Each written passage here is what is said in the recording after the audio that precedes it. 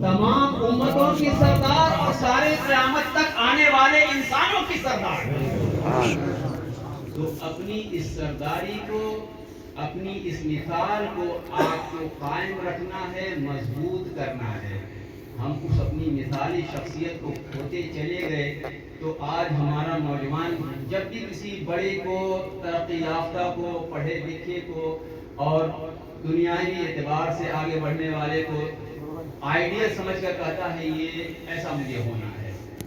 بدقسمتی اور غلط فہمی یہ ہے کہ ساری دنیا والوں کو، مسلمانوں کو دیکھ کے یہ طے کرنا چاہیے تھا کہ ہمیں ان جیسا ہونے کی ضرورت ہے، لیکن ہم دوسرے تمام میدانوں میں پیچھے ہوتے چلے گئے تو ہم دوسروں کے دست نگر ہوتے چلے گئے. یہ آگے بڑھ رہا ہے، یہ آگے بڑھ رہا ہے، اور ہم کہاں جا رہے ہیں؟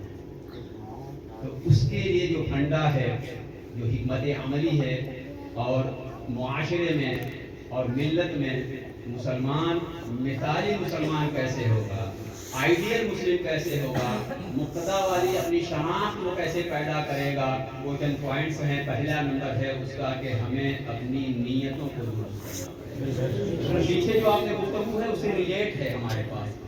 جو کچھ بھی آپ نے سنا ہوا ہے تفصیل کے ساتھ، یہ میرے نقطے اسی پہ اگر آپ نے غور سے سنا ہوگا تو سب ایک دوسرے سے منسلک ہوتے چلے جائیں گے.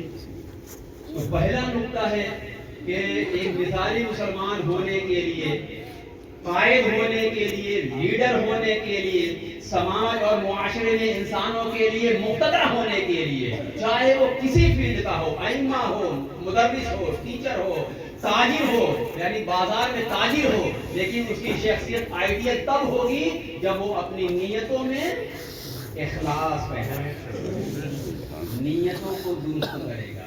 نیت پہ ہی ہمارے دین کا مدار ہے.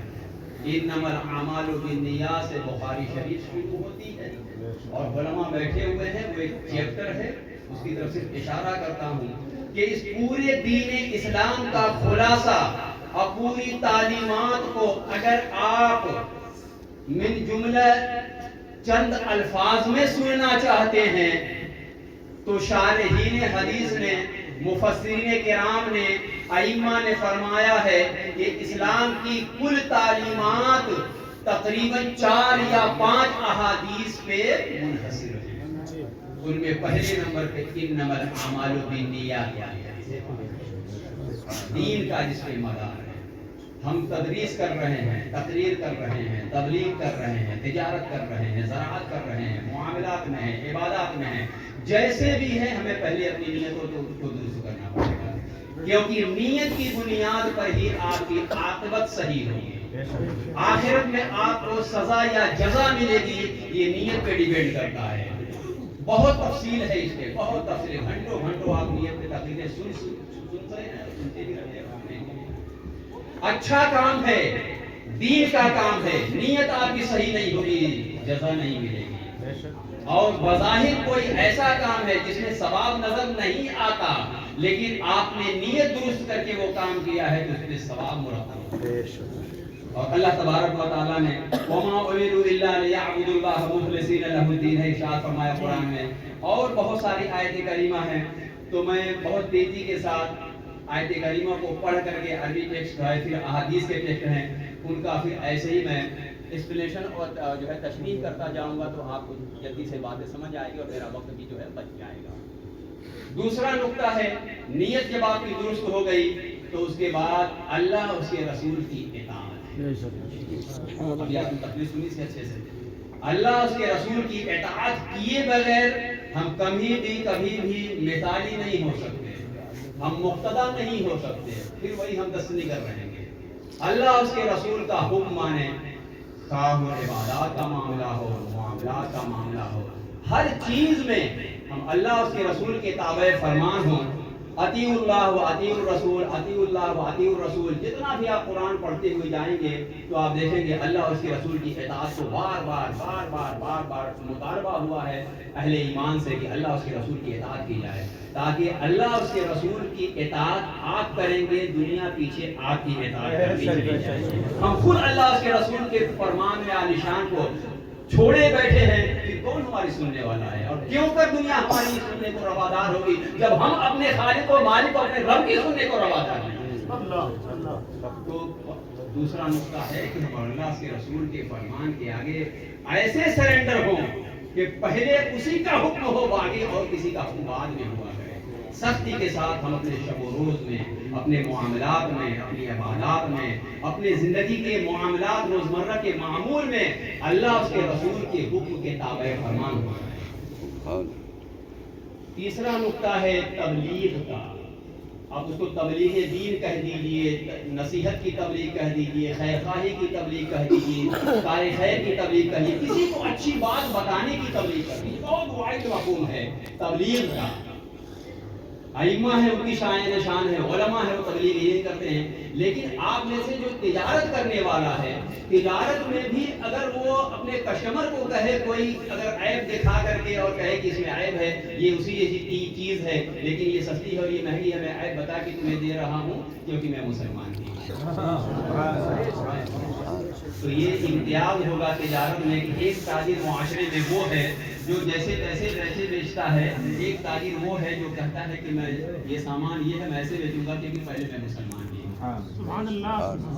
تو یہ تبلیغ ہے جو ہر دم کی جا سکتی ہے، ہر جگہ کی جا سکتی ہے. تو تبلیغ آپ طالب ہونے کی حیثیت سے، مقرر ہونے کی حیثیت سے، طالب ہونے کی حیثیت سے، کام والا ہونے کی حیثیت سے ہر لمحہ آپ اس نقطے کو آگے رکھیں کہ مقتدا وہی ہوتا ہے، لیڈر وہی ہوتا ہے جو اپنے ہر قول و فعل، حرکات و سکنات سے کسی بھی جگہ تبلیغ کرنے کے لیے تیار ہوتا ہے. اللہ تبارک و تعالیٰ نے وَادْعُ إِلَىٰ رَبِّكَ سورۃ القصص ہے، وَادْعُ إِلَىٰ سَبِيلِ رَبِّكَ بِالْحِکمَةِ وَالْمَوْعِظَةِ الْحَسَنَةِ مختلف مقامات پہ ارشاد فرمایا ہے.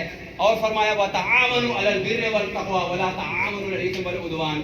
یعنی بھلائی کی بات، خیر خواہی کی بات. حضور اکرم صلی اللہ تعالیٰ علیہ وسلم نے ارشاد فرمایا الدال علی الخیر کفاعلہ. یعنی جو حکمت کی باتیں آپ بتائیں گے، کسی کو نصیحت، میاں یہ نصیحت بھی ہے کہ بچے آپ کے سامنے آتے ہیں اور ٹھٹھرے ہوئے ہوتے ہیں اور ٹھنڈ لگ رہی ہوتی ہے اور پہنتے نہیں ہیں، گھر میں پہنا ہوا ہے، ماں باپ کہتے ہیں تو آپ نے کہا کہ بھائی پہن لو اور تمہیں ٹھنڈی لگ جائے گی، تمہیں نقصان ہو جائے گا. اس نے عمل کر لیا تو اگر جتنا وہ ثواب پائے گا اس کو بھی ملے گا، اور جس نے اس کی رہنمائی کی ہے اس کو بھی اتنا ہی ثواب. سبحان اللہ، کیا مبارک دین ہے آپ کا. الدال علی الخیر کفاعلہ. اور اس مضمون کی کئی حدیثیں پاک ہیں. اللہ کے رسول نے ارشاد فرمایا ہے خیر خواہی کرنے والا، دوسروں کا بھلا چاہنے والا ویسے ہی ہے جیسے وہ عمل کرنے والا ہوگا. جتنا ثواب اس کو ملے گا اتنا ہی خیر خواہی چاہنے والے کو اور رہنمائی کرنے والے کو ملے گا.